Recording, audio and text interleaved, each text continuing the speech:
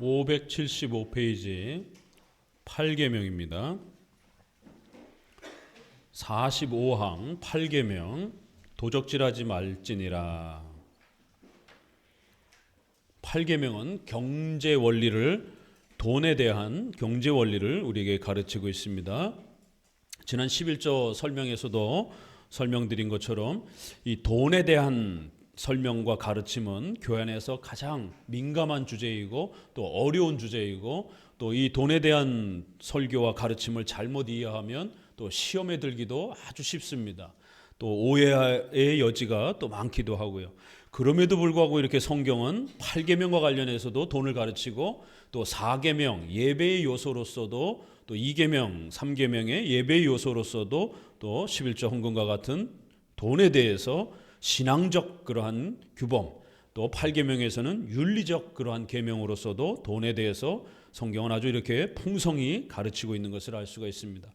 더더욱 우리가 2계명, 3계명과 관련해서 11조 헌금과 관련된 돈에 대한 내용은 여러분의 신앙에 대한 아주 중요한 또 수단과 도구가 됩니다.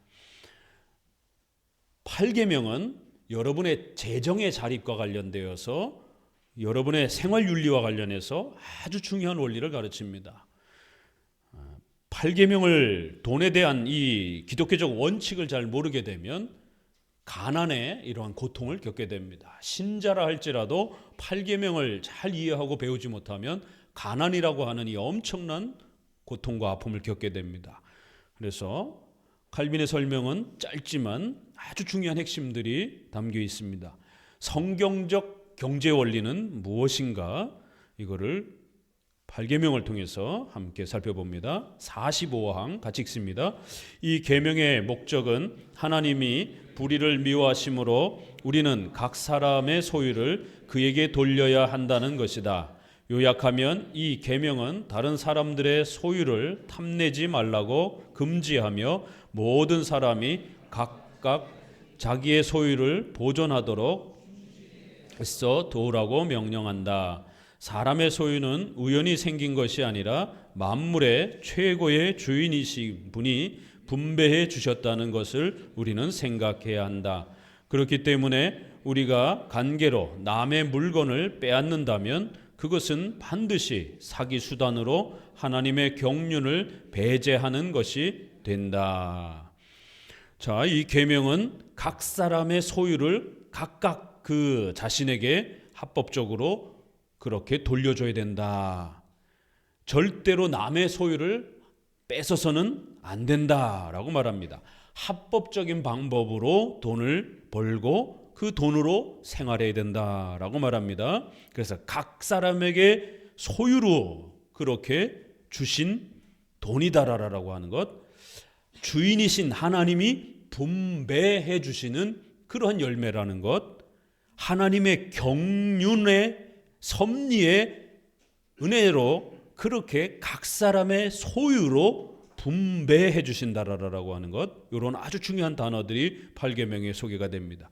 그래서 8계명은 우리가 이 땅에 살아가면서 경제활동, 노동활동을 하도록 하나님이 그렇게 우리를 창조해 주셨고, 이러한 하나님의 섭리 속에서 각 사람은 주기도문에 일용할 양식을 주옵시고 라고 고백하는 것처럼 각각 먹고 살아갈 수 있는 양식을 하나님이 분배, 하나님의 섭리의 경륜 속에서 그렇게 먹고 살 수 있도록 하나님께서 계획해 주신 아주 소중한 그러한 또 창조의 수단이라는 것을 알 수가 있습니다.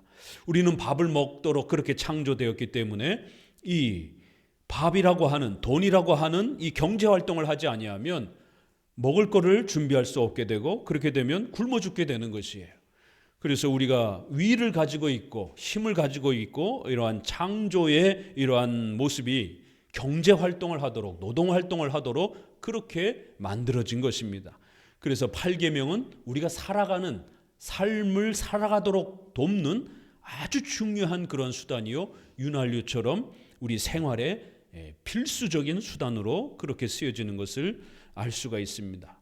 이렇게 소중한 양식, 돈에 대한 이 가치관이 양극단으로 세계 속에 그렇게 극단적인 돈에 대한 가치관과 개념이 형성되어 있습니다.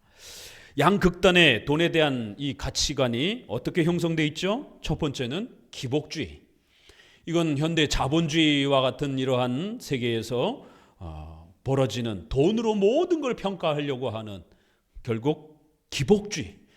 그리하여 기독교도 구원을 돈 많이 벌고 성공하고 승진하는 걸로 마치 구원을 그런 식으로 기복주의로 설명하는 수많은 그러한 교회들의 이 잘못된 가르침들이 있습니다. 이건 복음도 아니고 이거는 기복주의입니다. 돈을 모든 인생의 최고로 치는 물질 만능의, 이걸 배금주의라고도 하고 물질주의라고도 하고 결국 돈을 숭배하는 이러한 형태가 됩니다. 돈만 최고로 아는 것이에요.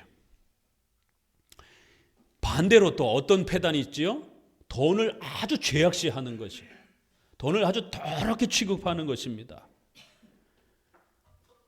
이것은 두 가지로 나타납니다. 하나는 신비주의, 경건주의.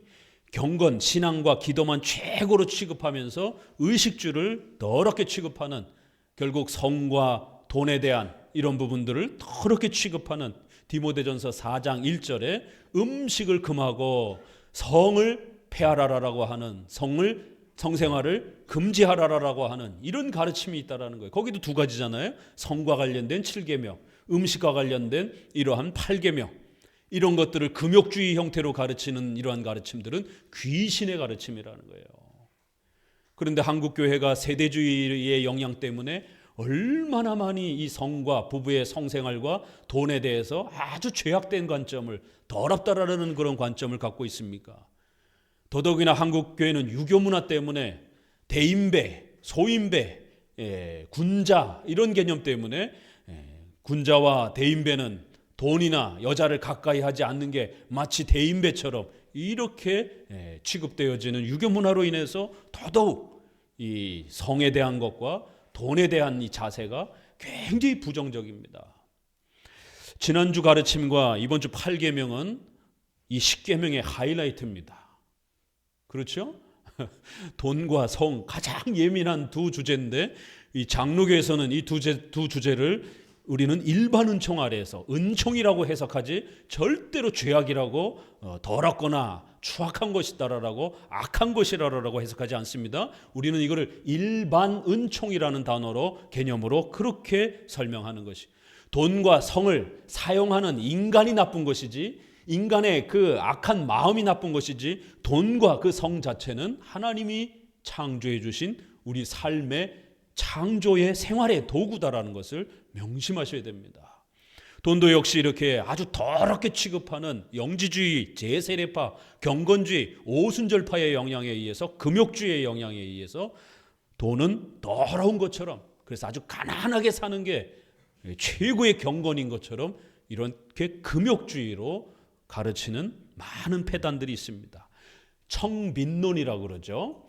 청부론, 극단적인 청부론도 문제가 되고 청빈론도 문제가 되는 겁니다. 둘 다 잘못된 겁니다. 또 하나, 종교적인 그러한 영역은 아니지만 돈을 더럽게 취급하는 사람들이 있습니다. 누구죠? 사회주의의 영향을 받은 진보적 그러한 정치 철학과 정치 신념을 가지고 살아가는 그러한 사람들과 또 그러한 성도들과 목회자들이 여기에 해당이 됩니다. 주로 자유주의라고 우리가 이렇게 부르기도 하고, 또 개혁주의권 내에도 80년대에 운동권 출신의 이런 목사님들이 미군 철수, 독재 타도, 이러한 운동권적 시각이 여전히 자신을 지배하면서 그렇게 돈을 더러운 것으로 취급하는, 돈은 아주 천박하고 악한 것이다라고 이렇게 취급하는 사회주의. 그래서 돈을 벌고 많이 갖는 것은 죄악된 것이다. 사회를 아주 병들게 하는 것이다. 모두가 다 똑같이 나눠 가져야 된다. 그러한 경제적 평등, 사회정의 이런 걸 부르짖으면서 모두가 공동 분배해야 된다라고 하는 이러한 공산주의와 사회주의 영향을 받은 이러한 목회자들이, 특별히 개혁주의권 내에서도 40대, 50대의 분들이 이러한 진보적 경제 개념이 굉장히 강합니다.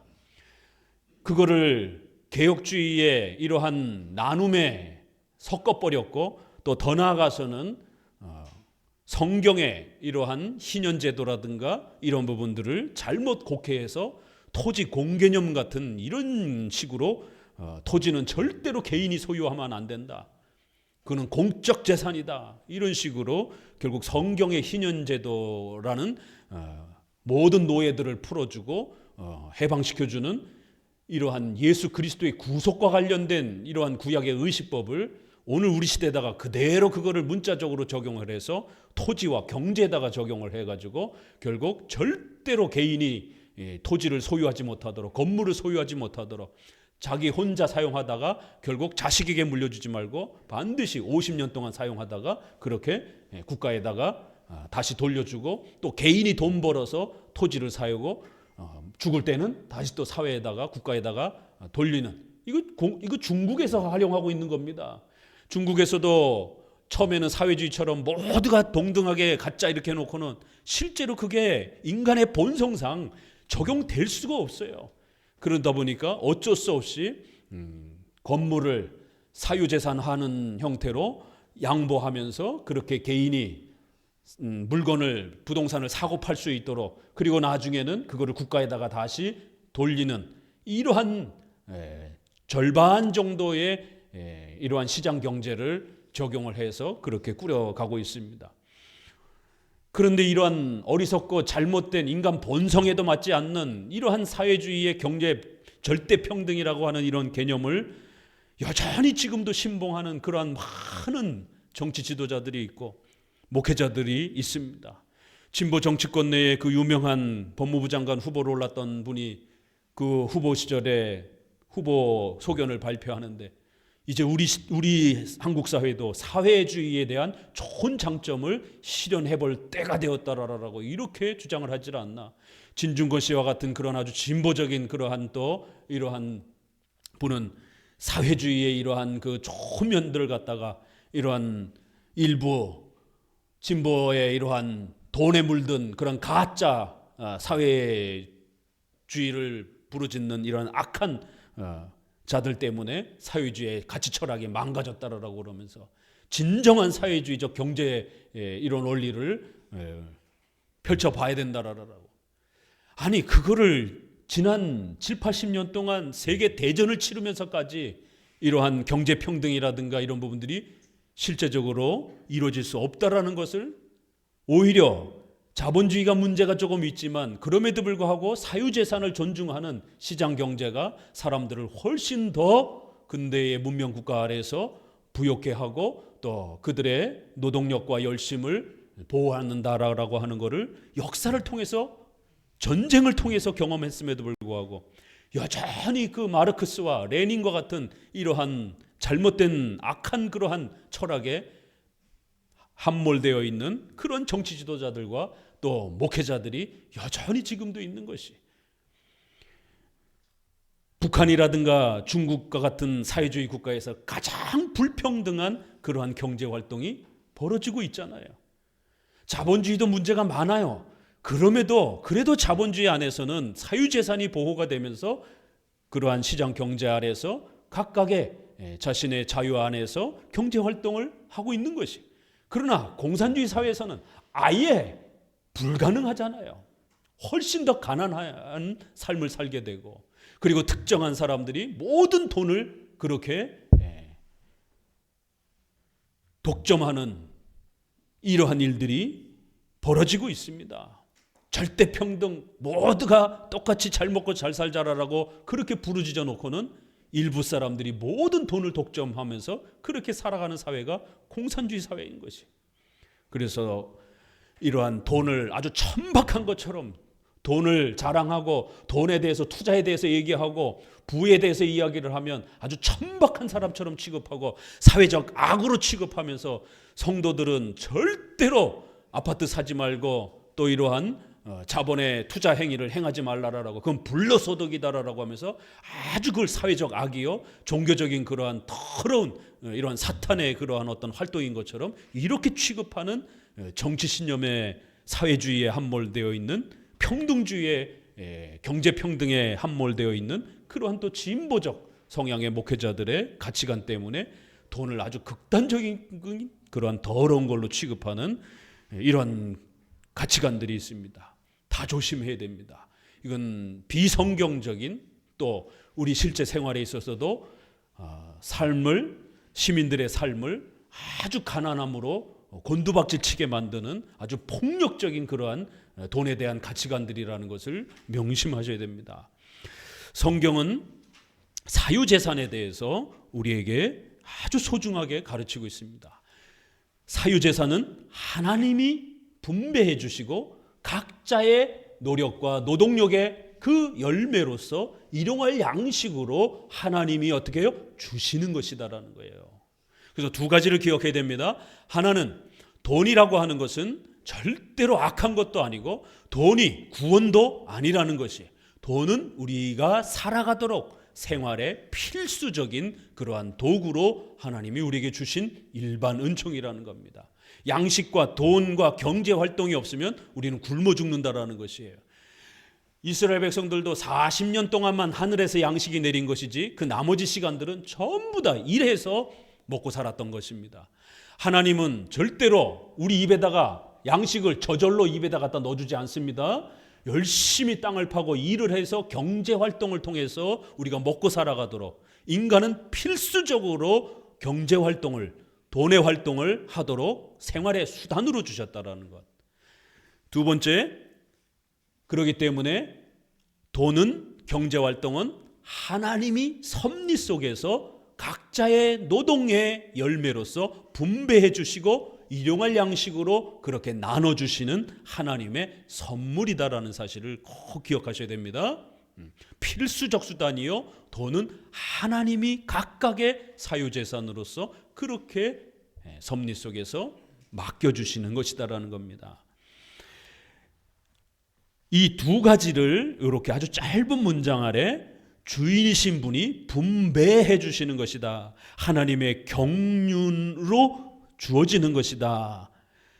그래서 우리는 각각의 사유재산을 그들의 노동에 대한 열매로서 합법적으로 일했다라면 각 사람에게 그렇게 사유재산을, 경제적 활동의 열매를 반드시 돌려줘야 된다라는 것이, 이것이 성경적 그러한 돈에 대한 원칙이라는 것입니다.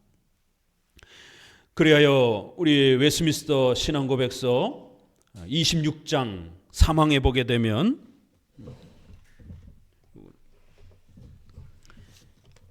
이렇게까지 표현하고 있습니다.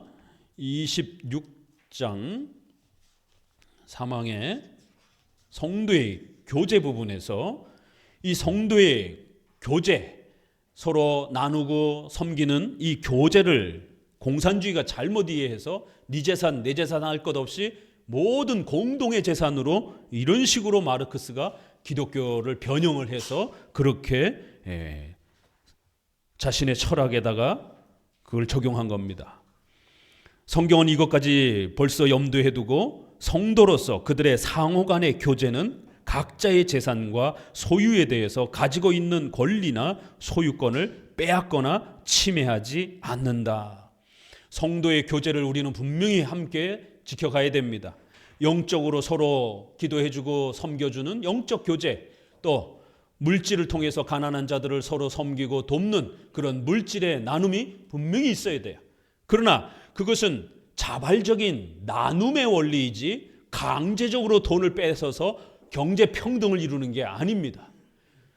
상호 간의 교제는 각자의 재산과 소유에 대하여 가지고 있는 권리나 소유권을 빼앗거나 침해해서는 안 된다는 것이, 그걸 사회주의 개념으로 제세례파가 그렇게 적용을 했기 때문에 벌써 기독교 안에 이런 문제들이 발생을 했고, 웨스민스터는 이 사유재산과 이 소유권에 대해서 아주 명확히 밝힌 겁니다.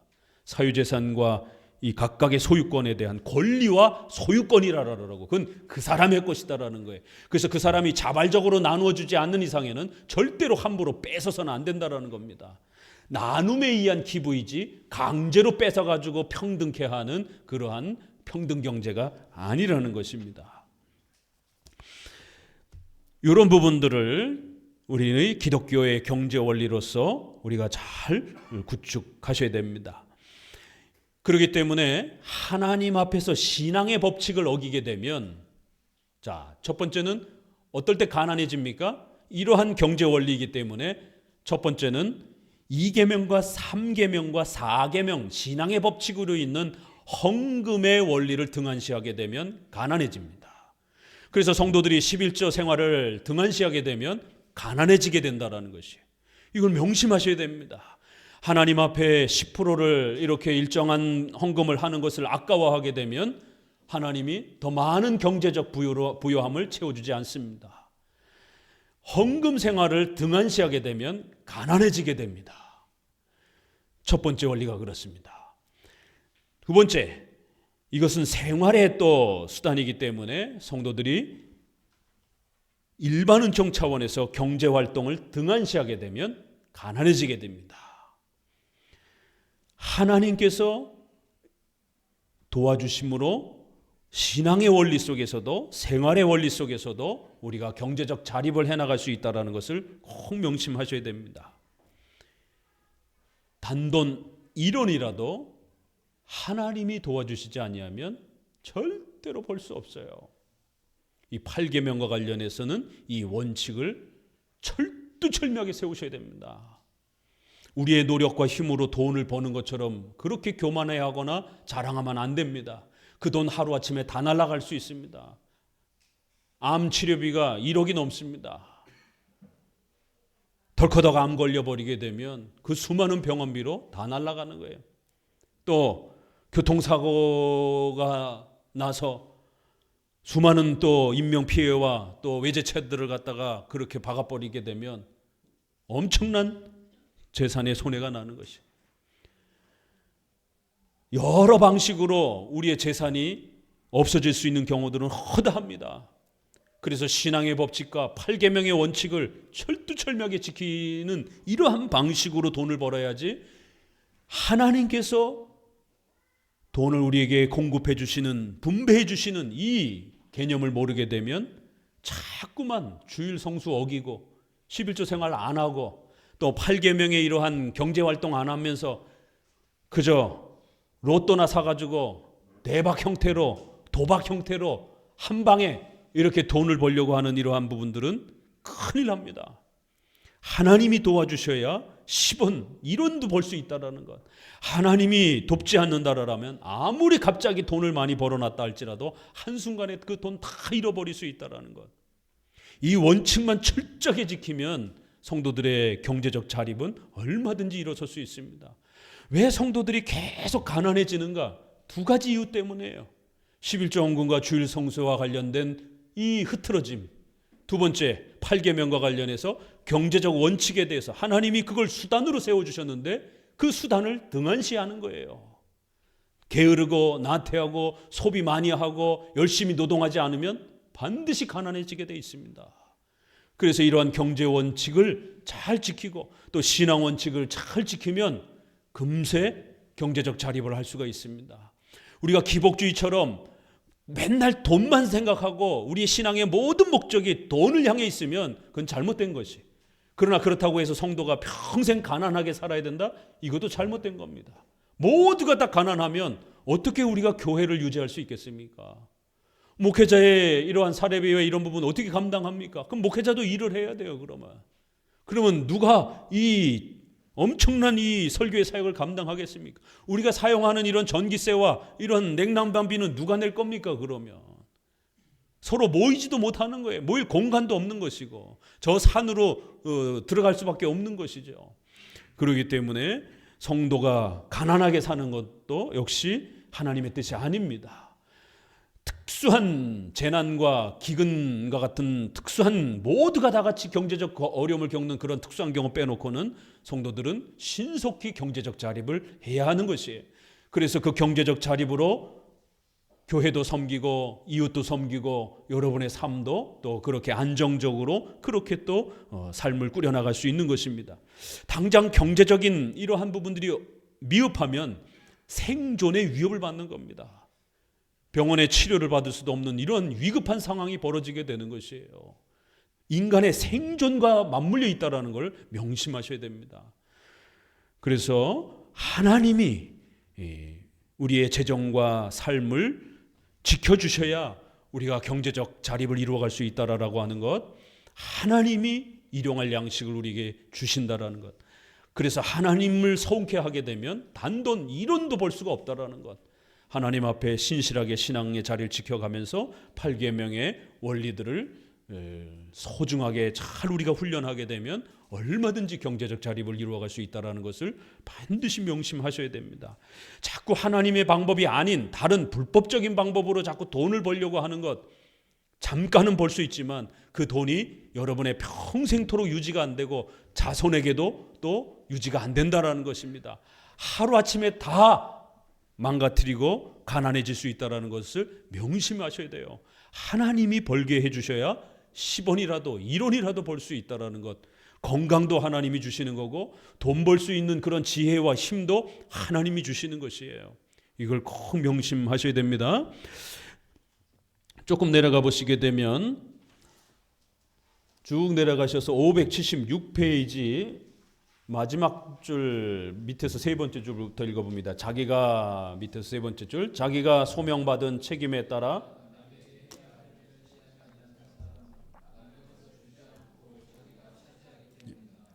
자기가 소명받은 책임, 이런 표현을 쓰고 있어요. 그래서 이렇게 우리가 경제활동이라고 하는 것은 직업 소명이라고 우리가 부르는 것처럼 반드시 필수적인 우리 성도들의 삶을 꾸려나가는 필수적인 수단이라는 것이에요. 그래서 이런 경제활동을 통해서 여러분이 먹고 살아가고 또 결혼이라고 하는 또 이런 가정을 꾸리고 가정에는 또 이런 성생활이 부부의 필수적인 또 부부의 삶을 이끌어가는 수단이 되는 것입니다. 이걸 우리가 직업 소명이다, 생활 소명이다 라고 이렇게 말하는 겁니다.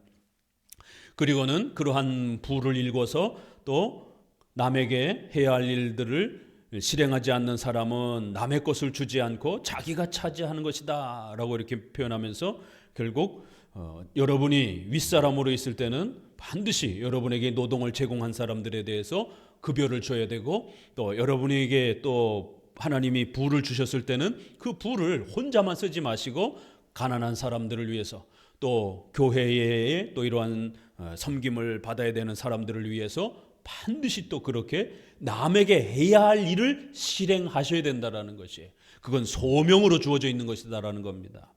46항, 이 계명은 다른 사람들의 유익을 돌볼 의무를 우리에게 지운다.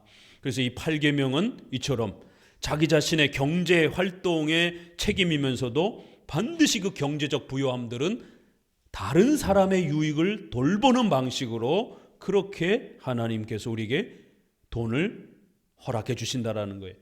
계속 읽어봅니다. 그러면 우리가 자기의 처지로 만족하며 정직하고 합법적인 이익만을 얻는 데 힘쓴다면 우리는 이 계명을 바르게 지키는 것이다.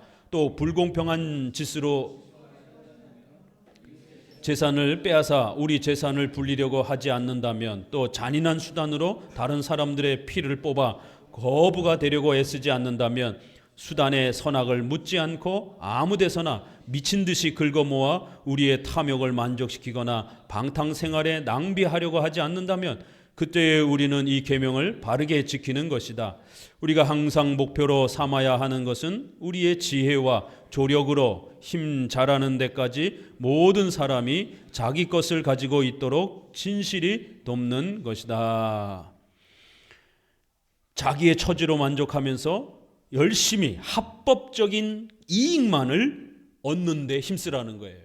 8계명은 합법적으로 노력해서 남에게 좋은 물건을 공급하고 남에게 좋은 서비스를 제공해서 그 대가로 여러분이 돈을 받아야지, 남의 돈을 몰래 또 칼을 들이대고 협박을 통해서 남의 돈을 가져오게 되면 그건 불법이 되는 거예요. 자, 똑같이 남의 돈을 가져오는 거예요. 그렇죠? 한쪽은 상대방이 원하는 서비스를 제공하고 상대방이 원하는 물건을 제공하고 그 대가로서 내가 돈을 받으면 그건 합법적인 수단인 것이에요. 그렇지만 불법적으로 강제로 몰래 남의 돈을 가지고 오게 되면 그건 불법적인 것입니다. 그건 도둑질입니다. 합법적인 이익을 얻는 데 힘쓴다라면 이 8계명을 여러분이 잘 지키는 것이다라는 거예요. 그래서 8계명은 어떻게 우리가 돈을 버는가에 대한 중요한 원리를 가르치고요. 또 어떻게 이 돈을 쓸 것인가를 또 가르칩니다. 버는 것도 중요하고 또 쓰는 것도 중요합니다. 그래서 합법적으로 잘 벌고 합법적으로 잘 쓰면 재정이 더욱 업그레이드가 됩니다. 이게 하나님께서 베푸시는 재정의 비례 원칙이에요. 하나님은 반드시 우리 성도들이 합법적으로 돈을 벌고 그 번 돈으로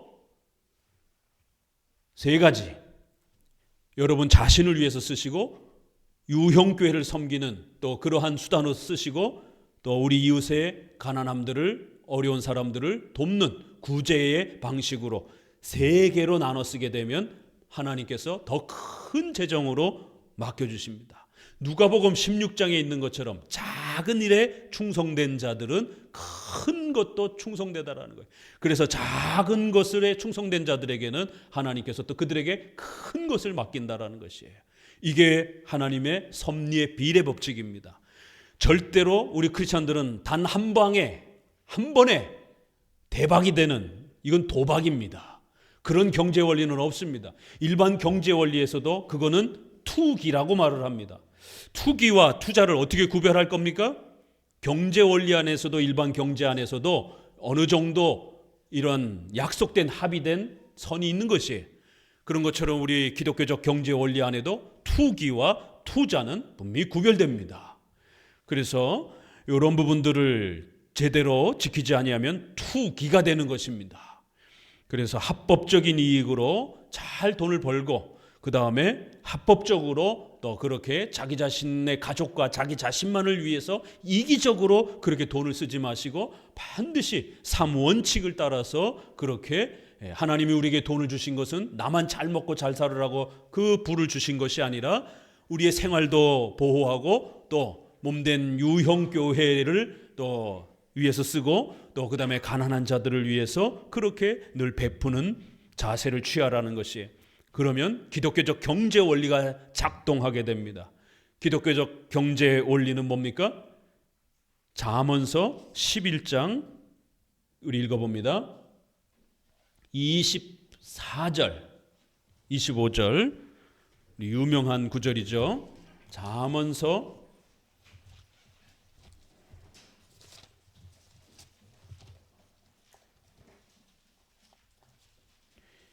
24장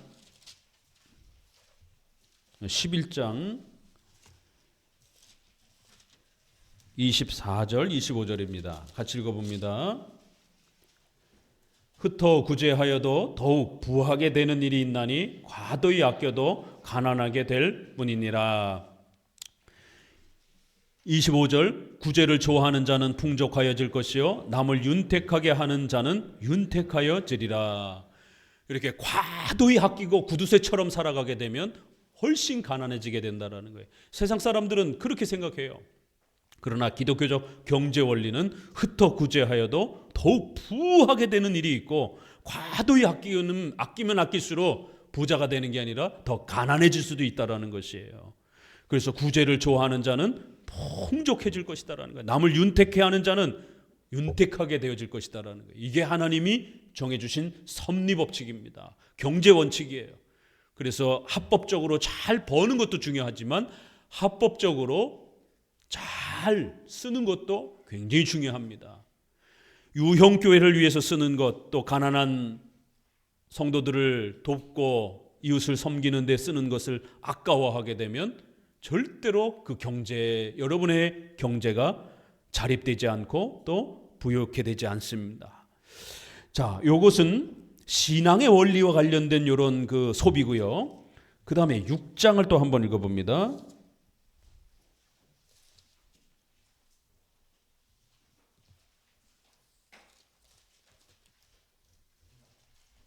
6장 6절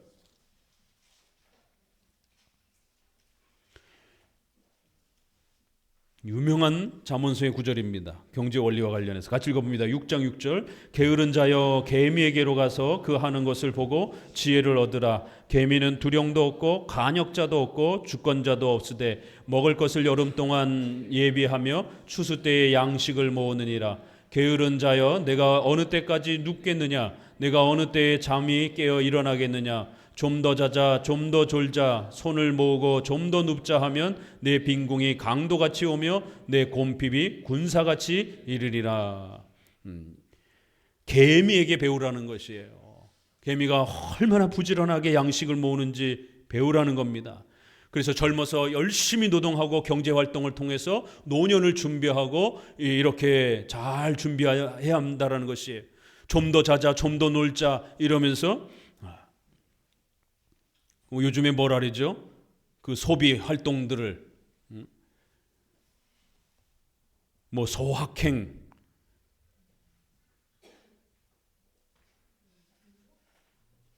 욜로족 또 뭐 이런 그 몇몇 표현들이 있잖아요. 그럴 때 젊은 층들이 어차피 집은 못 사니까 그냥 소비를 즐기는 이런 부분들은 굉장히 심각하고 위험한 것입니다. 삶을 자포자기하는 형태가 되는 거예요.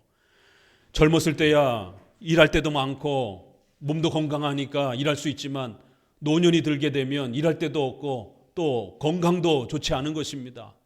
그러면 폐지주스로 다녀야 돼 정말. 젊어서 그렇게 열심히 일하고 아끼고 또 투자하는 법들 또 이러한 열심히 일하는 법들을 소중하게 지켜내지 않는다라면 가난이 급속하게 이를 것이다라는 거예요. 이건 8계명 경제 원리와 관련해서 또 이렇게 경고합니다. 이렇게 성경은 잘 버는 것, 또 그 다음에 그거를 잘 소비하는 것 두 가지 원칙 아래에서 경제 원리를 가르쳐냅니다. 자, 그래서 이제 그 다음 구절을 보게 되면 다른 사람들의 피를 뽑아 거부가 되려고 애쓰는 이런 악한 자들이 있다라는 거예요. 뭐라고 표현을 했죠? 피를 뽑아내는 남의 피를 뽑아먹는 이런 자들이 있다라는 거예요. 그 돈은 우리 말에도 뭐라 그러죠? 살과 피와 같은 돈이다라고 이렇게 표현하잖아요. 돈이 많지 않은 사람들에게는 그 재산이 전 재산인 것이고, 그런데 그러한 전 재산을 갖다가 그렇게 피 빨아먹듯이 남의 재산을 갖다가 강제로 빼앗는 이런 악한 자들, 그들의 생명을 빼앗는 거나 똑같다라는 거예요. 수단을 방법을 가리지 아니하고 이렇게 미친 듯이 돈을 긁어 모으려고 하는 자들이 있다라는 거예요. 오늘날에도 수단과 방법을 가리지 않고 돈벌이 하는 사람들 얼마나 많습니까? 보이스피싱, 다단계, 정말 이런 최근에 또 권도영 같이 비트코인의 이런 사람들, 이 사람들은 정말 악독한 사람들입니다. 남의 피를 빨아먹는 사람들이에요. 정말 남의 생명을 뺏어서 자기 주머니에 돈을 채우는 사람들이에요. 얼마나 악독하고 정말 나쁜 사람들인지, 거짓말과 사기와 수단을 통해서 남의 전 재산을 그렇게 빼앗는 이런 아주 악독한 자들이 있다라는 겁니다. 이런 방법으로 돈 벌면 본인도 하나님 앞에서 죽을 각오하셔야 된다는 거예요. 잠깐은 그렇게 돈을 버는 것 같지만 결국 사회적 이러한 법률 체계가 작동하고 있는 이상, 물론 도망가서 살 수도 있겠지만 대부분은 또 이렇게 잡혀서 그 젊은 날 잘못 그렇게 행한 악한 경제적 사기 때문에 평생을 감옥에서 살아야 되는 이러한 위험한 선택을 해서는 안 된다는 겁니다. 또 방탕 생활을 이렇게 낭비하려고 하지 않도록 조심하라는 거예요. 이렇게 버는 방식에 있어서도 합법적으로 잘 버셔야 되고, 또 소비 부분에서도 자기 자신을 위해서, 자기 자신의 가족들만을 위해서, 또 너무 이기적으로 구두대처럼, 또 더 나아가서 너무 흥청망청 이 소비를 통제하지 못하면 절대로 부자가 될 수 없습니다. 명심하셔야 돼요. 소비가 통제가 되지 않으면 카드 사용하지 마세요. 우리 예전에 청년들 제가 경제교육할 때도 본인의 이 소비 패턴, 수입과 지출에 대한 이 훈련이 안 되면 카드 다 잘라버리세요. 그냥 체크카드 쓰세요. 현금만 쓰세요. 왜냐하면 일반 카드는 신용을 담보로 해서 빚을 내고 그 빚을 갚는 그런 방식이에요. 그러니까 현금이 우리 옛날 어른들처럼 현금만을 쓸 때는 소비를 하고 싶어도 돈이 없으면 참아야 돼요. 좋은 TV를, 좋은 자가용을 살려면 어떻게 돼요? 돈을 차곡차곡 모았다가 목돈을 내고 물건을 사야 됩니다. 소비가 저절로 억제가 되는 거예요. 내가 갖고 싶은 거를 가질 수가 없어요. 요 하나를 사려고 계획했으면 또 다른 게 또 눈에 들어와요. 그러면 그건 아예 돈이 없으니까 소비를 못 하는 거예요. 그런데 카드 문화는 어떤 문화가 형성이 됐습니까? 돈이 없어도 내가 가지고 싶은 그 욕망을 절제를 못하면 좋은 TV를 하나 샀어요. 그런데 또 좋은 컴퓨터가 눈에 들어와요. 그러면 다른 카드로 또 미리 긁어서 소비를 할 수가 있단 말이에요. 그러면 나중에 월급을 받아서 전부 다 카드값 내는 대로 다 써버리게 되는 거예요. 그것도 모자르니까 카드 또 돈을 빌려서 돌려막기를 또 하게 되는 것이고요. 가지고 싶어도 절제해야 되는 거예요. 소비를 절제해야 되는 겁니다. 돈이 없으면. 근데 카드는 내가 사고 싶은 거를 갖게 만들어요. 왜요? 카드로 살 수가 있으니까. 철저하게 내 소비에 대한 마음을 억제하지 못하는 사람들은 카드를 사용하면 안 되는 거예요. 그래서 카드를 갖고 있게 되면 빚으로 물건을 사게 된단 말이에요. 당장 갖고 싶으니까. 현금을 갖고 있으면 억지로 어쩔 수 없이라도 돈이 없으니까 갖고 싶어도 기다리게 된단 말이에요. 그러니까 이런 경제 훈련이 약한 사람들, 소비에 대한 이러한 그 패턴이 약한 사람들은 절대로 카드를 함부로 쓰시면 안 됩니다. 이게 굉장히 위험합니다.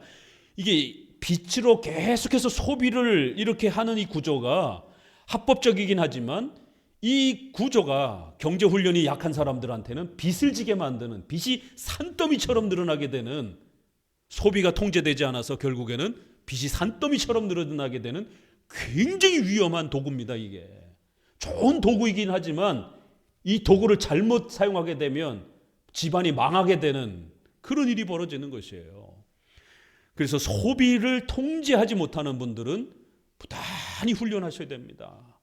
먹고 싶은 거, 입고 싶은 거, 쓰고 싶은 거, 가지고 싶은 것, 누구는 안 갖고 싶습니까?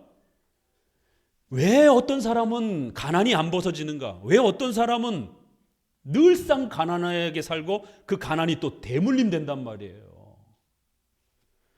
왜 그런가? 두 가지 이유가 있습니다. 하나는 신앙의 법칙을 제대로 준수하지 않아서, 또 하나는 8계명의 이 원리를 제대로 지키지 않아서 그렇습니다. 그게 몸에 밴 사람들은 절대로 부자가 될 수 없습니다. 경제적 자립을 이룰 수가 없어요. 그런 부모들의 나쁜 습관이 자녀들에게까지 그렇게 또 전수가 됩니다. 부모가 돈을 흥청망청 쓰고 돈에 대한 어떤 저축과 투자에 대한 이러한 훈련도 안 되어 있고 그냥 하루 벌어서 하루 쓰고 이러한 그 경제 생활의 패턴을 보이게 되면 자녀들도 그렇게 살아가게 됩니다. 그러면 가난이 반복이 되는 거예요. 반드시 이 소비에 대한 위험성을 기억하셔야 됩니다. 올해, 내년, 앞으로 2, 3년 동안은 자칫 잘못하면 세계 대공황과 같은 그러한 준하는 엄청난 경제 파동이 올 거라고 많은 경제학자들이 경고하고 있습니다. 왜요? 돈이 어마어마하게 풀렸어요. 코로나 때문에. 그래서 갑작스럽게 미국의 연방은행도 그렇고 우리나라도 그렇고 돈을 회수하기 시작하는 거예요. 인플레, 돈이 너무 많이 이 값이 많이 풀려가지고 인플레가 심하다 보니까 급격히 금리를 올려서 결국 돈을 회수하고 있는 겁니다. 그렇게 되면 이제 돈이 제대로 돌지 않으면서 반드시 기업들의, 은행들의 문제가 됩니다. 그 신호가 벌써 터졌어요. 그래서 미국 은행 SVB라고 하는 유명한 은행이 벌써 파산을 하기 시작했고, 은행이 파산하게 되면 결국 많은 기업들이 그 은행의 돈을 빌려서 또 기업을 운영하기 때문에 기업들이 도산하고 부동산 가격이 하락하게 되면 건설사들이 반드시 파산하게 돼 있습니다. 이러한 위험한 지금 사태들이 계속 연일 뉴스에서 쏟아지고 있습니다. 우리나라도 춘천에서 그 레고 회사에 대한 부도가 나면서 결국 국가에서 보증을 서주는 이러한 부분들이 PB라고 건설사들이 그렇게 이 비용을 보증해주는 이러한 보증 제도가 정부가 시에서 갚을 수 없다라고 이렇게 하면서 결국 엄청난 건설 자금에 대한 불안함들이 폭발을 했고 겨우 땜질을 했지만 이러한 부동산 경기가 꺾이면서 부동산에 자금이 돌질 않는 거예요. 고덕 둔촌주공 같은 경우도 미분양에 대한 이런 이야기들이 연일 뉴스에 나오잖아요. 그러면 대형 건설사들은 겨우 버티지만 중소건설사들이 이제 붕괴되는 겁니다. 그러면은 자동차, 그 다음에 건설, 이런 몇 가지 3-4개 정도는 우리나라 대한민국의 경제 패턴을 붙잡고 있는 50%, 60%의 그러한 산업들입니다. 여기가 무너지게 되면 급속도로 무너집니다. 은행이 파산하고 건설 경기가 죽고 이러면서 지금 경기가 하강이 되고 엄청난 경기의 위험들이, 경제 활동이 축소되어지는 이러한 위험한 신호들이 지금 쏟아져 나오고 있습니다. 8계명 아래서 이러한 경제에 대한 관념과 이러한 경제에 대한 소식과 뉴스들을 잘 읽어내는 훈련들을 하지 않으면 가난이 계속해서 반복이 되는 거예요. 왜요? 부동산은 당분간 사면 안 되는 것이. 주식 투자도 이럴 때는 현금을 확보하고 조심해야 되는 겁니다.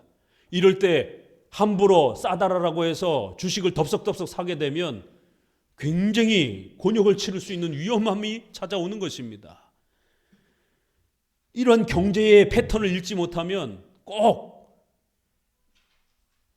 뒤따라서 부동산이 꼭지점에 이를 때 그때 뛰어들면서 샀다가 지금 대출금 갚지 못해가지고 결국 싼 값에 부동산을 던지는, 몇 억씩 손해보면서 결국 부동산을 던지는 이러한 영끌족들, 또 주식도 결국에는 폭발하면서 올라갈 때 남들 돈 다 번다고 하니까 뒤늦게 들어갔다가 꼭지점에 사가지고 물려가지고 삼성전자라든가 이런 좋은 회사도 9만 원대 샀던 사람들은 앞으로 이거 10년 가까이 언제 회복될지 모릅니다. 삼성전자나 이런 애플과 같은 좋은 회사도 경기가 꺾여서 이렇게 밑으로 내려가기 시작하게 되면 최소 5년이에요. 벌써 작년, 올해, 내년 최소가 3년에서 5년이란 말이에요. 그러면 서민들은 그 중간에 반드시 돈이 필요로 할 때가 온단 말이에요. 아프든지 또 어떤 애들 교육 때문이든지 어떤 이유 때문에 돈이 필요로 할 때가 닥친단 말이에요. 그러면 아까워도 아무리 좋은 회사 주식이라 할지라도 반드시 언젠간 오르겠죠. 그러나 내가 돈이 필요로 하는 때에 팔아야 되는 거예요. 지금 삼성전자도 5만 원, 6만 원대 왔다 갔다 합니다. 8만 원, 9만 원대 산 사람들 어떡할 거예요? 이거 당분간 1, 2년 안에 회복은 안 됩니다. 언제 삼성전자가 9만 원, 10만 원 될 겁니까? 언젠가는 되겠지요. 그러나 서민들은 돈이 필요로 할 때에 결국 팔아야 되는 것이. 이러한 경제 패턴 전체를 잘 읽어내면서 방탕한 생활을 하지 않도록, 너무 과한 소비가 되지 않도록, 경기가 어려우면 더 이렇게 아껴 쓰고 절약하고 또 이렇게 당근이라든가 이런 부분들을 사용하는 것을 부끄러워하지 아니하고 얼마든지 이렇게 소비 패턴을 절약하면서 삶을 또 꾸려나갈 줄 알고, 경제의 큰 흐름들을, 경제 기사라든가 경제 공부들을 열심히 해서 이러한 흐름들을 잘 읽어내서 언제 투자를 하고 또 언제는 또 조심해야 되는지, 이걸 거꾸로 하면 안 된단 말이에요. 막 부글부글 막 끌어올릴 때 오죽하면 목사님조차도 작년 재작년부터 부동산 사지 말아라, 주식 너무 세게 하지 말아라라고 목사님이 설교하면서도 그렇게 경고했잖아요.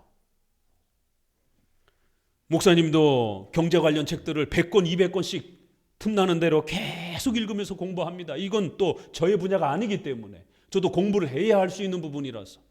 그래서 8계명을 가르치기 위해서라도 또 우리 성도들의 경제적 자립을 위해서라도 부단히 저도 공부하는 것이. 그래서 최소한 제가 알려줄 수 있는 범위 내에서는 위험할 땐 좀 위험하다라고 얘기하고, 또 어떨 때는 우리 성도들에게 너무 전세나 월세로 있지 말고 이럴 때는 좀 과감하게 대출을 받아서 내 집 마련도 좀 하고 부동산에도 좀 투자를 하면서 그렇게 적극적으로 좀 투자 행위를 하라라라고. 왜 그러냐면 자본주의 사회에 있어서는 더더구나 지금 우리 사회는 어떤 사회로 지금 돌입해 가느냐면 과거에 금리가 15%, 20% 정도 될 때는 이런 투자 같은 거 배울 필요가 없어요. 그냥 은행에다가 1억 정도 집어넣으면 1년에 얼마큼씩 나와요? 1,500만 원, 2천만 원씩 이자가 나오는 거예요. 그럼 한 달에 200만 원씩 나오는 겁니다. 얼마든지 노년의 생활 가능해요. 괜히 위험한 뭐 투자해가지고 돈 걱정할 필요가 없는 거죠. 그러나 지금 그런 시대가 아니잖아요. 은행 이자가 1%, 2% 지금 잠깐 올랐지만 이건 이제 경제가 정상화되면 다시 2%, 1%대로 또 내려올 겁니다. 왜냐하면 이제는 금리가 그런 시대가 아니란 말이에요. 그러니까 우리 부모님 세대가 은행에다가 적금을 해놓고 안전하게 그렇게 살아가던 그 시대의 경제 패턴 가지고는 지금은 부자가 될 수 없어요. 경제적 자립을 할 수가 없습니다. 은행 1%, 2% 가지고 어떻게 살아갑니까? 물가가 3%, 4% 뛰는데 은행에다 돈 넣어놓는 것만큼 1%, 2%가 해마다 손해가 되는 거예요. 평생 월급으로 돈 벌어가지고 수도권에 30평대 아파트 하나 사기도 쉽지 않습니다. 월급만 갖고도 차근히 돈 벌어서 그 돈 가지고 은행에다 넣어두면 20%씩 이자가 나오던 시절이 있었어요. 그때는 그렇게 하면 되는 겁니다. 그렇지만 지금은 우리 부모들은 명심하셔야 돼요. 수학, 영어도 가르치는 것도 중요하지만 아이들이 어렸을 때부터 용돈 주고 그 다음에 11조 떼고 나머지 가지고 경제 활동하는 것을 가르쳐야 됩니다. 이거 반드시 가르쳐야 됩니다. 투자하는 법을 가르쳐줘야 돼요. 아이들이 투자의 이러한 개념을 익힐 수 있도록 또 실행해 볼 수 있도록 그래서 코카콜라 햄버거만 사 먹이지 말고 코카콜라 한 번 사 먹고 한 번은 코카콜라 회사에다가 주식을 이렇게 사는 이런 훈련들을 왜요? 사람들은 코카콜라를 좋아하잖아요. 그러면 코카콜라 회사에 이렇게 또 한번 투자를 해서 그 투자라는 게 무엇인지를 경제 훈련을 부단히 시켜야 됩니다. 우리 시대는 이제 더 이상 적금과 이자를 가지고 돈 벌 수 있는 아파트 살 수 있는 그런 시대가 아닙니다. 경제적 자립을 할 수가 없습니다. 평생 월급 가지고는 그저 그냥 먹고 사는 것 정도밖에 안 됩니다. 내 집 마련 하나도 제대로 못하고 경제적 자립 이룩하기가 쉽지 않습니다. 그럼 어떻게 됩니까? 자본주의 사회에서 합법적으로 정해져 있는 그러한 부동산 투자라든가 그러한 또 주식 투자라든가 이런 다른 그러한 투자의 그런 수단들을 부단히 훈련하고 연습하셔야 되는 거예요. 이 도구를 사용하지 못하면 평생 가난해지게 됩니다. 우리의 경제 패턴이 바뀌었어요. 그러니까 이런 바뀐 경제 패턴을 빨리 읽어내지 못하면 가난하게 되는 것이. 본인이 사업을 열어서 사업을 통해서 한 달에 1,000만 원, 2천만 원씩 번다 그러면 뭐 문제가 없겠죠. 그러나 거기에도 함정이 있습니다. 1,000만 원, 2천만 원씩 벌어가지고 1년에 1억씩, 2억씩 벌었는데 은행에다 갖다 놓더니만 은행이 파산을 해버렸어요. 예금자 보호 5천만 원밖에 안 해줍니다. 다 날아가는 거예요, 내 재산. 그러니까 1,000만 원, 2천만 원 월급을 버는 것도 중요하지만 투자 개념을 통해서 내 돈을 어떻게 보호하고 내 돈을 어떻게 업그레이드 할 것인가에 대해서 공부해 놓지 않으면 10억, 20억 벌어놨던 그 재산이 한꺼번에 다 날아간다는 거예요. 그래서 방탕한 생활과 낭비를 하지 않는다라면 이렇게 소비를 잘 조절할 줄 알고 또 경제 흐름에 따라서 이런 투자에 대한 부분들을 잘 공부하면서 그렇게 8계명을 착실하게 잘 적용해 가라는 것이에요. 저도 공부하다 보니까 워런 버핏이 그런 표현을 썼더라고요. 참 좋은 말이어서 저도 적어놨어요. 잠자는 동안 들어보셨죠? 잠자는 동안 수익이 들어오는 구조를 만들어 놓지 않는다라면 죽을 때까지 일을 해야 된다라는 것.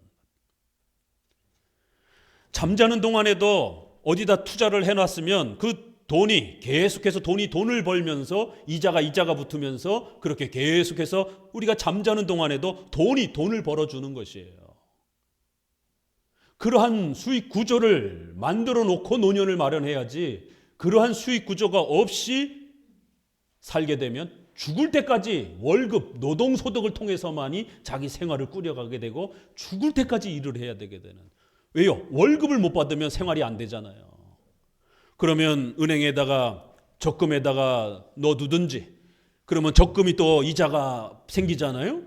그런데 이제 적금이 워낙 이자가 적으니까 다른 방식으로라도 돈이 이자를 붙어서 돈이 또 새로운 창출을 해서 자는 동안에도 그 돈은 시간이 지나면 계속해서 새로운 또 자본을 창출해내는 이러한 투자의 이러한 구조를 만들어 놓는 이러한 구조를 갖추지 못하게 되면 죽을 때까지 폐지 죽고 일해야 된다라는 거예요.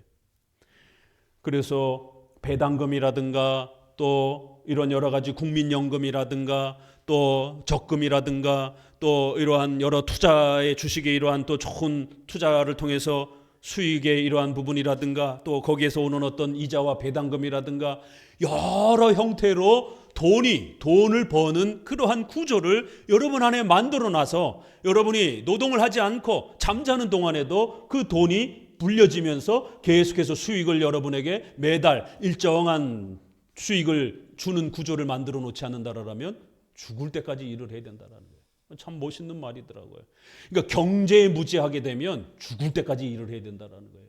인간은 그렇게 죽을 때까지 일할 수가 없어요. 60, 70만 정도 되면 몸이 약하게지기 때문에 노동력을 그렇게 발휘할 수 없단 말이에요.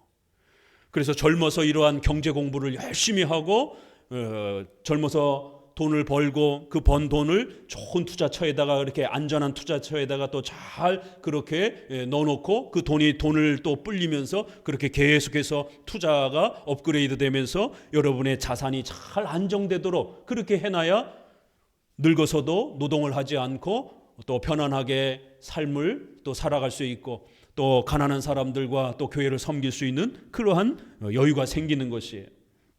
이렇게 소비에 대한 이런 부분과 관련해서 꼭 명심하면서 돈을 함부로 무시하거나 돈을 함부로 대하거나 또 이렇게 잘못된 철학과 정치 개념에 속박돼 가지고 돈을 우습게 여기거나 이러면 안 된다라는 겁니다. 결국 돈에 관심 없는 사람들, 돈에 대해서 공부하지 않는 사람들, 이런 사람들 부자가 경제적 자리 못 됩니다. 어떤 그 회장 그 책에서는 돈을 존중하는 사람이 돈을 벌게 된다라고 하는 그 유명한 그 회장님 이야기도 있더라고요. 어떤 분이 참 그것도 좋은 굉장히 멋있는 말이에요. 결국 돈을 존중하라라고 하는 것은 돈에 대해서 열심히 공부하고 투자의 이런 많은 부분들을 부단히 연구하고 공부해야 된다라는 거예요. 이게 돈에 대해서 공부하고 연구하지 아니하면 절대로 돈 못 법니다. 돈이 어느 쪽으로 흘러가는지 전혀 모르는 것이에요. 돈이 이렇게 몰리고 돈이 흘러가는 길이 있습니다. 거기에다가 그물을 놓고 기다려야 부자가 될 수 있는 기회, 경제적 자립을 할 수 있는 기회가 오는데 엉뚱한 데다 대고 그물을 대고 있으면 아무리 세월이 지나도 돈이 안 쌓여지는 것이죠. 그래서 돈에 대해서 열심히 연구하면서 그렇게 준비해야 됩니다. 그래서 경제적 그러한 자립, 경제적 자유 이런 부분들을 잘 수립하셔야 되는 것이. 돈 때문에 생명이 위협을 받고 돈 때문에 길바닥에 나앉고 돈 때문에 저 깊은 지하에 가서 살아야 되고 햇볕도 들지 않는 이런 지하에서 살아야 되고 그렇게 되면 건강 다 나빠지게 되고 이게 악순환이 되는 것이에요. 그러니까 우리가 무슨 뭐 엄청난 부자가 아니더라도 최소한 가족들하고 햇볕 드는 데서 주거의 안정을 갖고 매년마다 이사 다니면서 그렇게 힘든 생활하지 않고 가족들하고 안정된 그런 주거 환경과 또 최소한의 이렇게 가족들하고 먹고 살 수 있는 그런 생활, 또 병이 들었을 때 치료할 수 있는 그런 경제적 그러한 또 보장, 최소한 인간으로서 살아갈 수 있는 그러한 경제적 토대를 갖추는 부분에 있어서는 경제적 자립과 조금 더 나아가서 경제적 자유를 갖출 수 있도록 또 노년에 이르러서 노동을 할 수 없을 때에 여러분의 생명을 보호할 수 있는 그런 경제적 구조를 반드시 갖춰야 됩니다. 이런 부분들이 잠언서 6장에서 그렇게 개미에게 배우라라고 이렇게 책망할 정도로 나태하고 게으러지게 되면 반드시 그 대가를 받을 것이다라고 엄중히 경고하고 있습니다. 조금만 더 읽어봅니다. 결국 이러한 훈련들은 우리가 돈을 버는 부분뿐만 아니라 돈을 소비하는 부분에 있어서도 또 책임과 의무가 따른다라는 것이에요. 577페이지로 넘어오게 되면 바로 로마서 13장 1절에 하나님의 호의를 잃어버리지 않는 것이면 무엇이든지 거절하지 말아야 하는 것이다. 이러면서 국가와 시민으로서 의무와 책임이 있다라는 거예요. 국가는 생명과 재산을, 시민들의 생명과 재산을 보호해줘야 될 책임이 있는 것이고, 시민들은 국가에다가 합법적인 세금을 납부해야 된다는 거예요. 이렇게 돈을 버는 것에 있어서는 또 국가의 질서에 여러분이 속해 있다라면 국가를 유지하기 위해서 세금을 내야 되는, 이것도 남을 돌보는 의무와 책임에 속한다라는 것이에요. 또 더 나아가서는 역대하 19장 그 다음 구절부터 읽어볼까요? 교회와 관련된 용어입니다. 교회의 목사들은 말씀을 충실히 전하며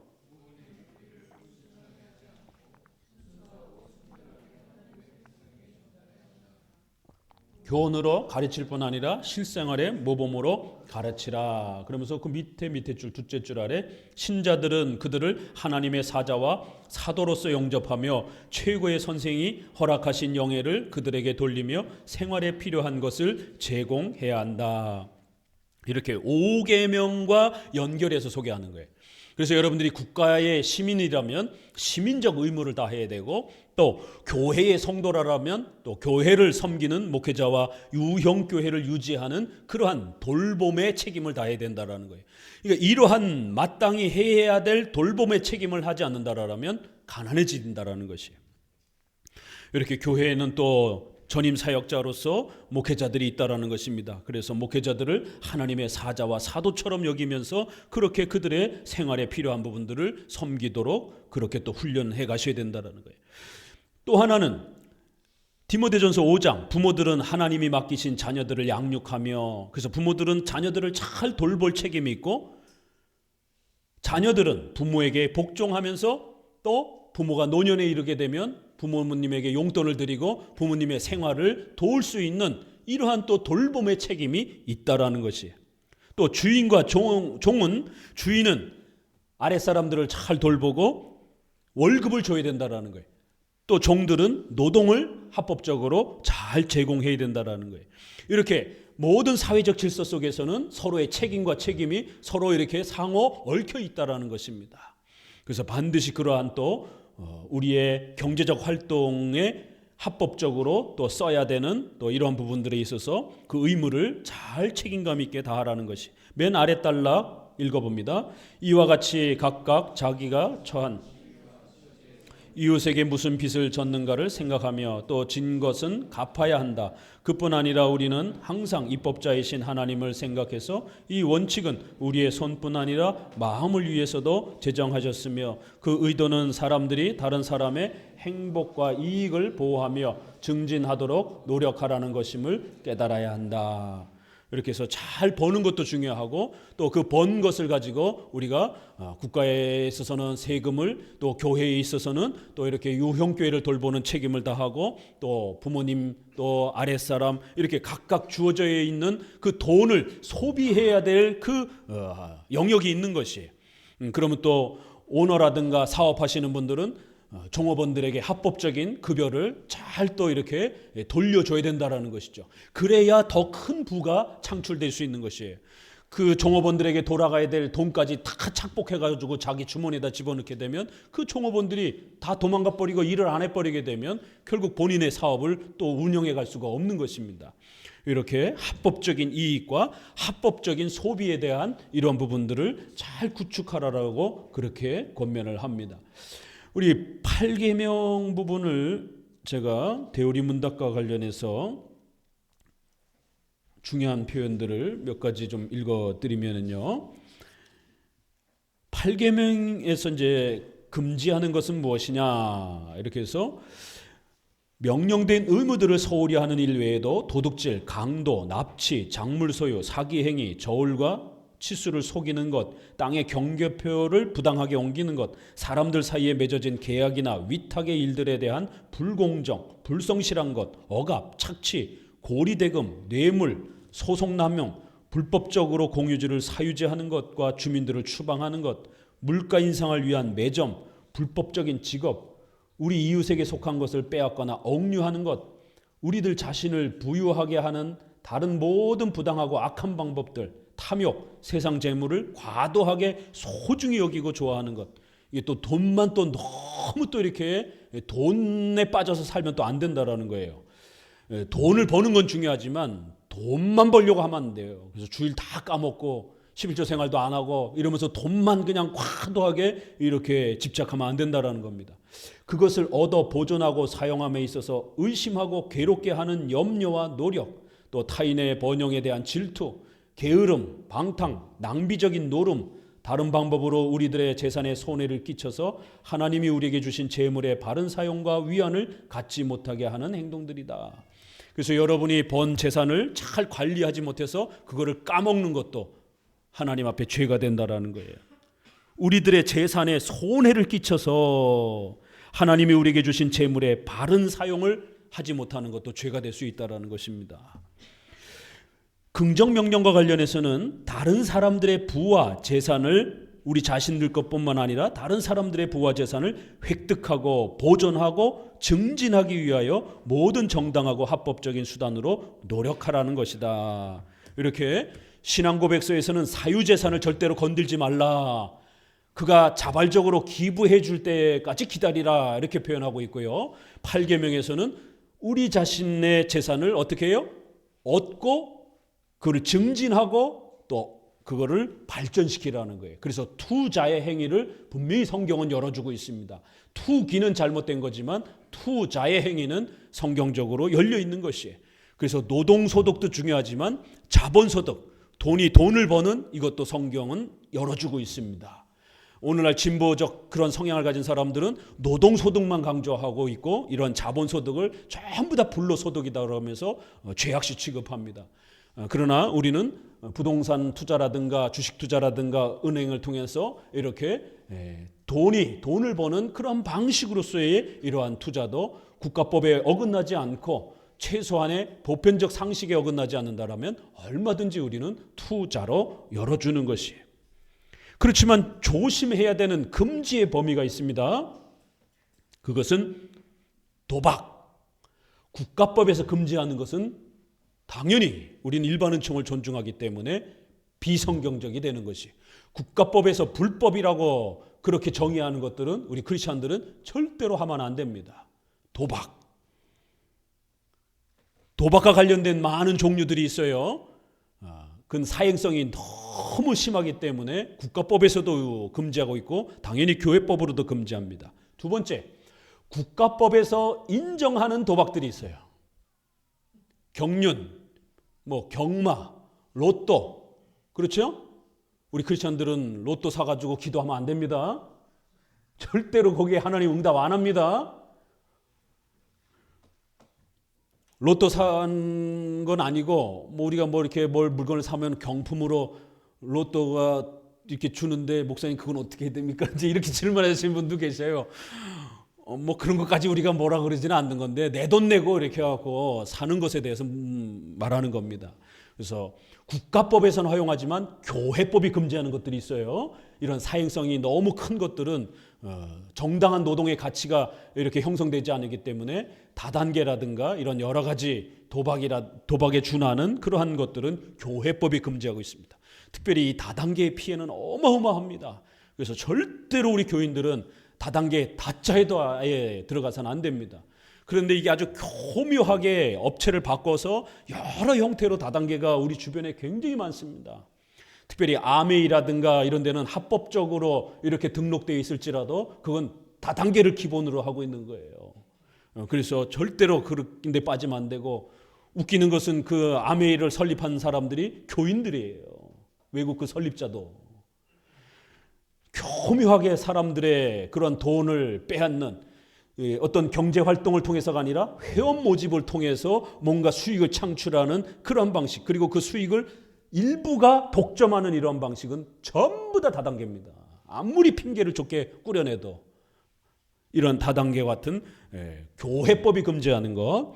세 번째는 섭리법이 작동이 됩니다. 섭리법은 하나님이 나에게 주신 형편을 고려해야 돼요.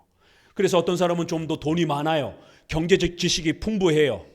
그러면은 뭐 선물 투자라든가 파생 상품 투자 같은 것도 뭐 본인이 해볼 수 있는 것이에요. 그 위험한 아주 고금리를 이렇게 고배당을 주는 그러한 위험한 투자를 할 수 있는 것이에요. 그러나 잃을 수 있는 위험도 굉장히 큰 거죠.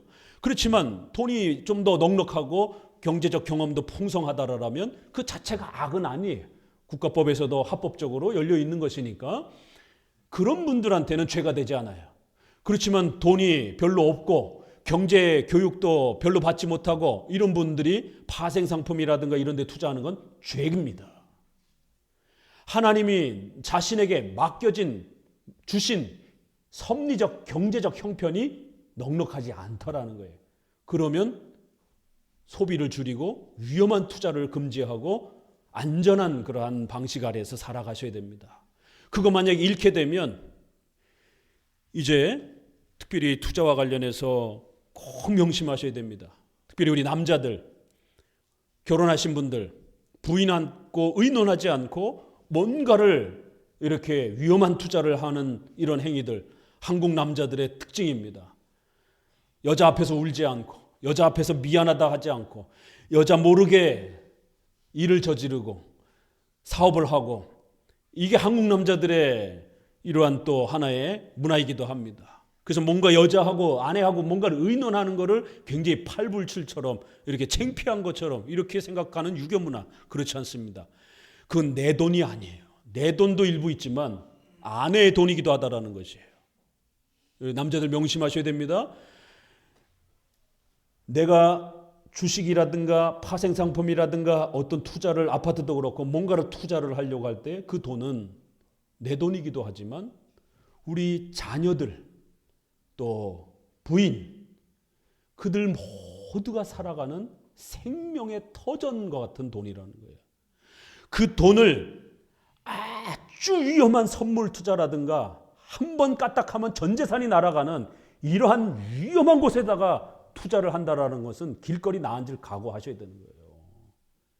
그러니까 그 한 번의 버튼을 누르고 투자하는 행위가 나와 자식들과 가족들이 먹고 살아야 되는 이 생활의 안정의 모든 것을 담보해가지고 하는 행위란 말이에요.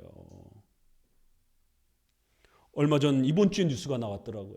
인천에 거주하시는 일가족이 주식 투자하다가 5억 빚져가지고 자살해서 다 죽었어요.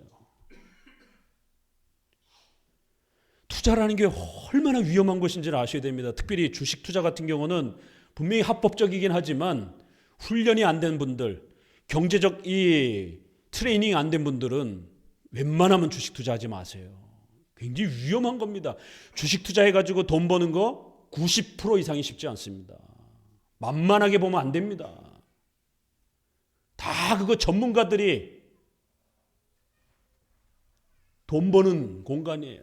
특별히 우리 한국처럼 서구처럼 그렇게 오래도록 경제 공부하고 또 정부에서 모든 시스템을 그래도 이렇게 억제해주는 이런 시스템이 갖춰져 있는 데서도 돈 벌기 쉽지 않은데 우리나라처럼 이 투기 세력이라든가 뭐라래요 그 세력들과 작전 세력들이 장난할 수 있는 이런 또 외국 투자 회사와 또 우리나라 공기업이 이렇게 투자하기에 더 많은 권한과 정보를 갖고 있는 이렇게 편향된 기울어진 그러한 운동장에서 경제판에서 정보도 없고 돈도 별로 없고 또 여러 가지 법제의 이런 부분도 약한 일반 시민이 주식 투자해가지고 돈 버는 거 이거 하늘의 별 따기입니다. 워런 버핏이 평생 매년 26%에서 27% 수익을 얻을 정도예요. 워런 버핏 정도도. 그런데 많은 대부분의 주식하는 사람들이 2배, 3배를 우습게 생각해요. 워런 버핏도 매년 26%, 27%예요. 근데 그게 매년이에요. 그러니까 대단한 분이라는 거예요. 세계 제1의 투자자라는 거예요. 근데 그분도 26%, 30%를 넘지 않아요. 배를 버는 거를 이거를 뭘 너무 가볍게 생각해요. 우리나라 사람들은. 그래서 우리나라 주식하는 사람들이 다 대부분 도박식으로 투자를 한다라는 거예요.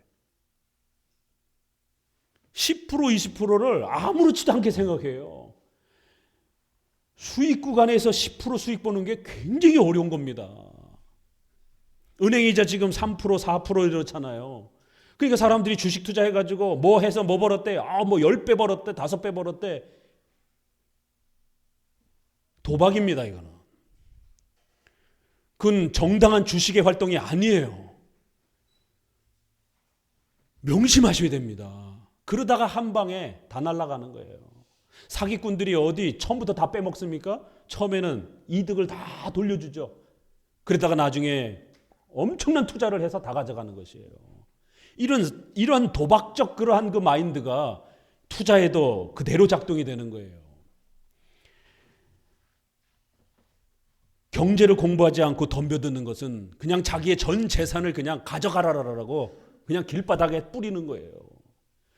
자기 가족들이 먹고 살아야 될 이 평생의 재산을 자신의 그러한 준비되지 않고 헛된 욕망 때문에 버튼 한번 잘못 눌러가지고 자기 가족들의 전 재산이 한 번에 다 날아가는 거예요. 남자분들 아내가 동의하지 않는 투자, 아내가 모르는 투자 이런 거 하면 큰일 납니다. 이건 죄가 됩니다. 그저 주식에서는 최소한 정저가 하시려면 SK텔레콤 목사님이 종목까지 가르쳐줬네. 배당이 6% 7%가 나와요 매년. 그러면 그냥 SK텔레콤 같이 배당 주는 데다가 1,000만 원, 2,000만 원, 5,000만 원 있으면 그냥 거기다 넣어두시고 매년 6% 7% 지금 은행이자가 3% 4%잖아요. 그러면 매년 2배 정도는 그래도 수익을 얻는 것이에요. 매년 6% 7% 버는 게요. 주식해서 그게 쉽지 않습니다. 올해 내가 100% 벌었어요. 근데 내년에 200%도 이룰 수가 있어요. 우스갯소리로 주식에서 돈 버는 사람은 주식시장에서 영원히 떠나는 사람이다. 이런 속담까지 있어요. 주식 그 세계에서는. 주식에 발을 담그고 있는 동안에는 50% 100% 번 게 돈 번 게 아니에요. 그 다음에 더 많이 거기다 넣었다가 한 번에 다 잃어버리게 되면 다 잃어버리는 거예요. 평생 번 돈 한 번에 다 날릴 수도 있는 게 주식시장인 거예요.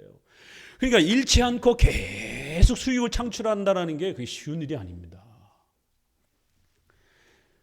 SK텔레콤이라든가 이런 배당금 나오는 데다가 넣어놓고 그렇게 매년 배당을 그 정도 7% 8% 정도 이렇게 받는 것을 안전하게 그렇게 생각하고 그렇게 투자 행위를 하셔야 됩니다. 100%, 200%, 10%, 20%를 막 아무렇지 않게 생각하면서 100%, 200%를 꿈꾸고 이런 건 다 도박입니다. 절대로 주식시장에서 그렇게 돈 벌 수 없습니다. 부동산 같은 경우도 큰 경기 흐름이 있어요. 크게는 10년, 오를 때 3년, 떨어질 때 7년이에요. 작게는 한 5년이고. 그래서 목사님이 2021년부터 부동산 사지 말라 그런 겁니다. 왜요? 과열됐기 때문에. 꺾이기 시작했어요. 반토막 나기 시작했습니다. 송도로 간다라고 막 그럴 때 목사님이 검단지구나 송도 가지 말라라고 반토막 났어요. 지금 더 떨어질 겁니다. 그 70%, 80%까지 떨어질 거예요. 왜요? 과거에도 그랬기 때문에. 저도 이런 경제 공부를 하기 위해서 100권, 200권씩 읽고 지금도 계속 공부하고 있습니다. 오를 때 3년, 19년, 20년, 21년까지 막 폭발을 했습니다. 21년 꺾이기 시작했고 이제 21년, 22년, 23년, 4, 5, 6, 7, 6, 7년까지 함부로 투자하면 안 됩니다. 전세로 살고 계신 분들은 잘 기다리세요. 그럼 아주 싼 가격에 내 집 마련할 수 있는 기회가 옵니다. 7년 정도를 빠졌다가 서서히 오르기 시작하면서 3년 정도를 또 오릅니다. 폭발하면서 오릅니다. 이게 한국 경제 패턴 때문에 그래요. 왜요? 2천만이 수도권에 살기 때문에. 주택이 부족한 거예요. 그럼 이런 자본주의 흐름을 잘 읽으시고 하지 말아야 될 때는 하지 마시고 해야 될 때는 또 과감하게 용기 내서 또 대출도 좀 받고 이러면서 수도권에 또 이런 위례지구라든가 이렇게 싸게 나왔을 때 교회 근처에서 이렇게 또 같이 거하면서 또 투자도 할 수 있는 이런 좋은 목적들의 2중 3중의 목적을 가지고 또 그렇게 목돈이 있는 분들은 투자하시고 또 적은 1,000만 원 아래쪽에서 또 이렇게 투자를 하실 분들은 그렇게 안전하게 배당금이라든가 또 우량주, 삼성 같은 것도 개별 종목을 투자하지 마세요. 이렇게 반도체의 ETF라고 해서 반도체를 한꺼번에 모아놓은 그러한 회사를 펀드식으로 조금씩 사는 것 정도, 그 정도가 일반 시민이 돈 벌 수 있는 주식시장의 방법이지, 개별 투자해갖고 삼성 했다가도 30%가 깎였잖아요. 만만하지 않습니다. 애플 고점에서 샀다가 지금 물린 그런 상황이라면 이것도 한 5년은 기다려야 되는 거예요. 이런 부분에서 애플을 사지 마시고 그런 핸드폰과 이러한 반도체 회사 또 자동차 회사 그룹을 사는 것이에요. 2차 전지에 한 종목을 사는 게 아니라 2차 전지 그룹을 증권회사에서 10개를 골고루 이렇게 사주는 거예요. 그러면 여러분 적은 돈으로 그 펀드에다가 투자를 해놓게 되면 그 종목이 오를 때 이렇게 조금 수익을 보는 겁니다. 개별 종목 사가지고는 일반 시민이 돈 버는 거 90% 이상 쉽지 않습니다. 왜요? 이 경제 파동이 굉장히 심하기 때문에. 자, 이제 여러분에게 아이들에게는 아빠 돈이 뭐예요? 애들에게 가르치라는 겁니다. 경제 공부를 부단히 시켜야 됩니다. 경제 기사에 빠져봐라. 경제신문 공부 같은 거 부지런히 하셔야 됩니다. 왜? 경제 용어를 못 알아들어요. 그러면 부를 창출할 수가 없습니다. 그래서 집에 경제 용어 상식 사전 이런 거 사다 놓고 매일매일 이렇게 읽는 거예요. 그래야 뉴스라든가 이런 게 나오면 이게 무슨 말인지 알아듣는 겁니다. 이미 벌써 경제학자들이 웬만한 거 뉴스라든가 이런 부분들에서 많이 나옵니다. 근데 못 알아들어요. 저게 무슨 뜻인지를. 용어 사전. 최근에 제가 산 책은 최근에도 또 샀어요. 또 최근에 경제 흐름을 읽기 위해서. 우리 애들한테도 읽으라고. 브라질에서 비가 내리면 스타벅스 주식을 사라. 이게 최근에 굉장히 유명한 경제학자인가 봐요. 그래서 많이들 추천하길래 저도 한번 읽어보려고 샀습니다. 그리고 살 때, 팔 때, 벌 때 뭐 이런 책도 있는데, 그 다음에는 부동산을 이제 목돈이 마련이 되게 되면 아파트라든가 상가 같은 거를 목돈이 있으면 좀 사야 되잖아요. 그럼 이런 상권 분석, 부동산 투자하는 법, 세제 이런 또 분별하는 것 이런 것 전부 다 공부해야 됩니다. 1번 한청 아래에서 8계명을 부단히 공부하시라는 것이 저절로 그냥 거저되지 않습니다. 이런 부분들을 조금씩 시간 날 때마다 열심히 해야 정말 나중에 이제 여러분들이 돈을 벌 수 있는 좋은 기회가 왔을 때 용기를 내서 들어갈 수 있는 것이지, 공부를 안 한 사람들은 집값이 꺾이고 또 좋은 이 투자 기회가 왔을 때 할 것 같아요? 못 합니다. 무서워가지고. 집값 더 떨어지면 어떡하지? 더 떨어지면 어떡하지? 그래서 항상 집을 못 사는 사람들은 항상 못 사요. 그랬다가 나중에 막 과열될 때 이렇게 뛰어드는 것이에요. 이런 부분에서 열심히 공부를 하게 되면 결국 이 10년 주기로 경제 파동이 왔다가 확 꼬꾸라졌다가 다시 올라갑니다. 이런 경제의 큰 흐름이 있어요. 자본주의 사회는 이런 흐름이 있단 말이에요. 그럴 때를 잘 대비해서 우리 중서민들은 그때 기회를 가지고 투자를 하는 거예요. 그러면 여러분의 부가 창출될 수 있는 것이, 월급 가지고는 이제 안 되는 시대가 됐단 말이에요.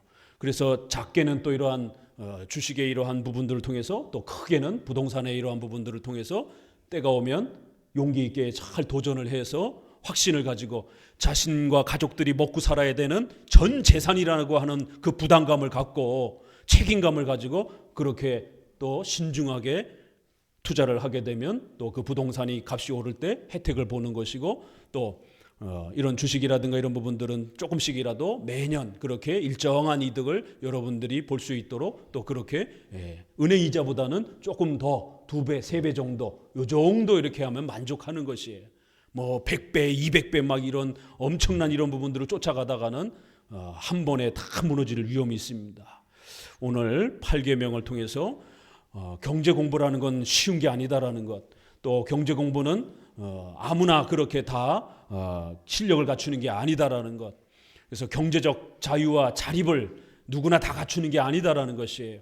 그래서 경제적인 이러한 최소한의 자립을 갖추기 위해서는 8계명 아래에서 부단히 공부하고 연구해서, 특별히 지금처럼 이렇게 미국 경제 은행들이 파산하고 또 한국도 지금 건설 회사들이 미분양이 지금 8만 호가 올라와 있습니다. 엊그제 이번 주 뉴스에서 이거 10만에서 15만까지 간다라고 지금 경제학자들이 예측하고 있어요. 미분양이 5만이 넘어가게 되면 경제가 꺾인 거예요. 근데 벌써 작년인가요? 벌써 5만 얘기가 나왔어요.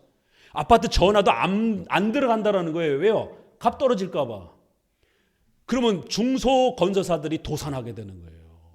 그럼 거기에 연결되어 있는 수많은 또 자영업자들부터 시작해갖고 엄청난 이런 또 기업들 있잖아요. 다 같이 경기가 꺾이는 겁니다. 그러니까 이러한 경제적 위험 신호들을 잘 읽어낼 줄 알고, 또 은행과 관련된 이러한 부분에서 혹시라도 예금이라든가 이런 부분들이 5천만 원 넘지 않도록 은행을 분산시켜서, 혹시라도 은행이 막 도산하기 시작하게 되면, 여러분 제일은행 아세요? 젊은 사람들 모를 수도 있어요.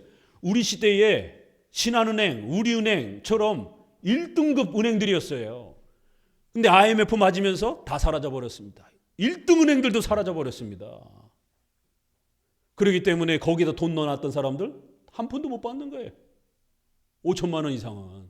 그렇기 때문에 한 은행에다가 돈을 이렇게 너무 많이 이렇게 넣어둬도 안 되고, 잘 분배해서, 우리나라는 5천만 원까지밖에 보호를 안 하기 때문에 지금 그래서 1억까지 해주자라고 지금 얘기들이 계속 나오고 있잖아요. 그러니까 이런 것들 하나하나가 다 내 재산을 지키는 그러한 연구와 노력들인 것입니다. 그래서 열심히 공부해야만이 경제적 자립을 이루어갈 수 있다라는 것, 8계명을 다시 한번 다 마음에 새기시기를 바랍니다. 기도합니다.